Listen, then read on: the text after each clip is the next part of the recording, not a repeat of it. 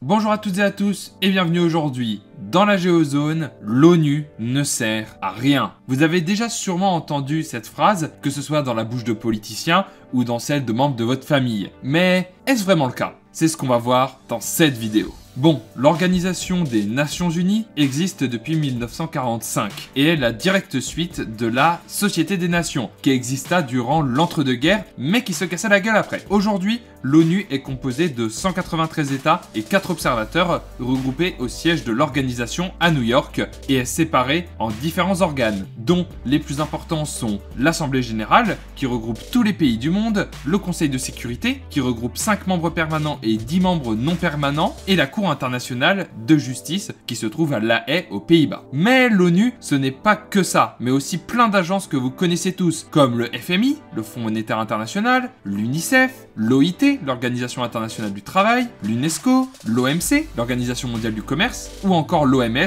l'Organisation mondiale de la santé.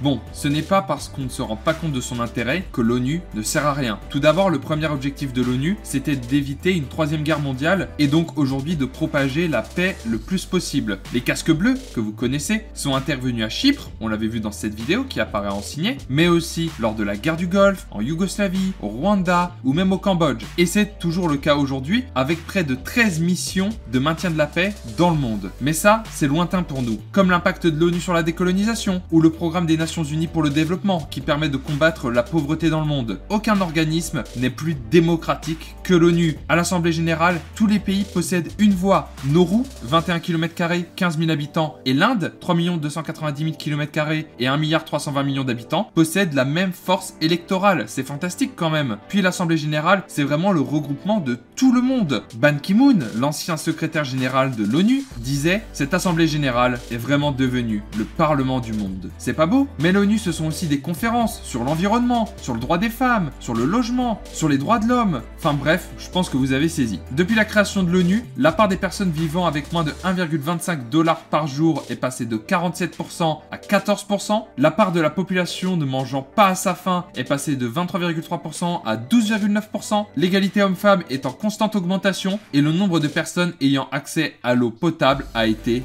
doublé. Bon, je pense que j'ai bien fait le faillot, on va pouvoir enfin changer de disque. L'ONU, c'est génial, c'est tout rose, il y a des licornes et tout ça, mais il y a un énorme problème, c'est que toute l'organisation s'appuie sur la bonne volonté des États membres, et surtout 5 d'entre eux, les membres permanents du Conseil de sécurité qui ont le droit de veto. La France, le Royaume-Uni, la Russie, les États-Unis et la Chine. Ça veut dire qu'en gros, une majorité des 193 membres peut voter une résolution lors de l'Assemblée Générale, mais si un des 5 possesseurs du veto dit lors du Conseil de sécurité « ben non », eh bien ça passe à la trappe tout simplement. Donc l'ONU est hyper démocratique, sauf le Conseil de sécurité et le veto qui est hyper inégalitaire, vu que les 5 permanents représentent seulement 30% de la population mondiale et sont les vainqueurs d'une guerre qui a 75 ans. C'était à la base une carotte pour qui s'engage dans l'organisation et ils en ont profité de leur veto. Au total, l'URSS et la Russie, c'est 124 utilisations, les États-Unis 82, le Royaume-Uni 32, la France 18 et la Chine 6 utilisations. Et généralement, ça utilisait son veto dès que les intérêts d'un des membres étaient affectés directement. Par exemple, récemment, la Russie a posé son veto contre les condamnations sur les utilisations des armes chimiques en Syrie, parce que Poutine est pote avec Bachar el-Assad. Et en plus, les Russes ont une base navale en Méditerranée, en Syrie. La France a, elle, posé son veto, par exemple, lors de la guerre d'Indochine, pour éviter de se faire tacler par la communauté internationale, comme les Américains, quand il y avait un projet de sanctions concernant la reconnaissance de Jérusalem comme capitale d'Israël. Et la dernière fois qu'un veto a été posé, c'était la Chine et la Russie en février 2019 concernant les élections au Venezuela et l'autorisation d'envoyer des aides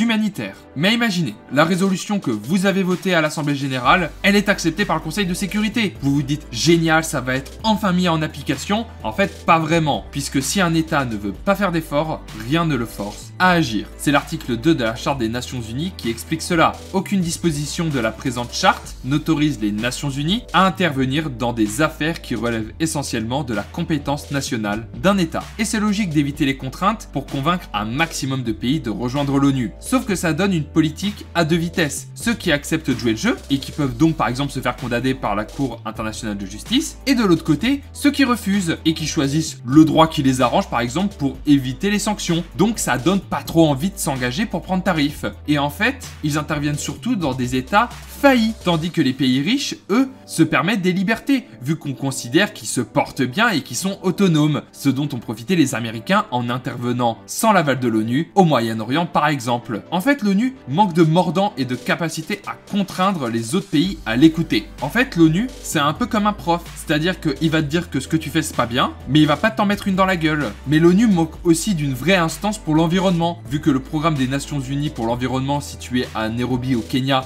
manque de moyens pour vraiment agir. Les actions de maintien de la paix ont le mérite d'exister. Cependant, des fois, l'ONU, ils interviennent pas à certains endroits. Genre, ils vont en Serbie et à Chypre, mais ils vont pas au Soudan pour le Darfour, on sait pas pourquoi. Le FMI aussi est géré assez bizarrement, vu qu'en fait, plus tu cotises, plus tu as de pouvoir, ce qui fait que les États-Unis ont le veto au FMI. D'ailleurs, ils sont seuls. Mais que peut-on faire pour changer tout ça? Déjà, faudrait réformer le Conseil de sécurité, mais comment? Impossible de retirer le veto, vu que les 5 permanents voteraient contre. Alors, faudrait penser à des contraintes. Les 5 permanents l'utilisent souvent pour protéger leurs intérêts, même loin de chez eux. Pourquoi ne pas le limiter aux opérations militaires qui concernent les possesseurs du veto par exemple? Sinon donner peut-être de l'importance aux membres non permanents. Ils sont 10, changent tous les 2 ans et personne n'en a rien à cirer vu qu'ils n'ont pas le droit de veto, donc ils servent à rien. Mais ce n'est pas tout. Il faudrait aussi augmenter le budget de l'institution, car pour mener à bien toutes ces missions, faudrait grosso modo 50 milliards de dollars pour l'ONU, alors qu'en tout actuellement, ils arrivent à peine à 20 milliards. Et enfin, faudrait que tout le monde joue le jeu. Mais ça, c'est une utopie bien lointaine. Déjà, pouvoir regrouper tous les pays du monde dans une même institution, qu'ils soient petits, grands, riches, pauvres, chrétiens, musulmans, athées, c'est exceptionnel. L'ONU est loin d'être parfaite, comme on l'a vu dans toute cette vidéo. Mais elle reste l'organisation internationale la plus solidaire de toutes. Elle évolue avec son temps et un jour peut-être, elle jouera pleinement son rôle de parlement du monde. Et pour vous, que faudrait-il changer dans l'organisation des Nations Unies? Dites-le moi dans les commentaires. En tout cas, merci d'avoir suivi cette courte vidéo. Ça sort du style de contenu que je fais d'habitude, donc n'hésitez pas à me dire ce que vous en avez pensé en commentaire. N'oubliez pas le like et le partage, c'est la récompense, et de venir me suivre sur tous mes réseaux. Les liens sont dans la description. À la prochaine dans la Géozone. Ciao!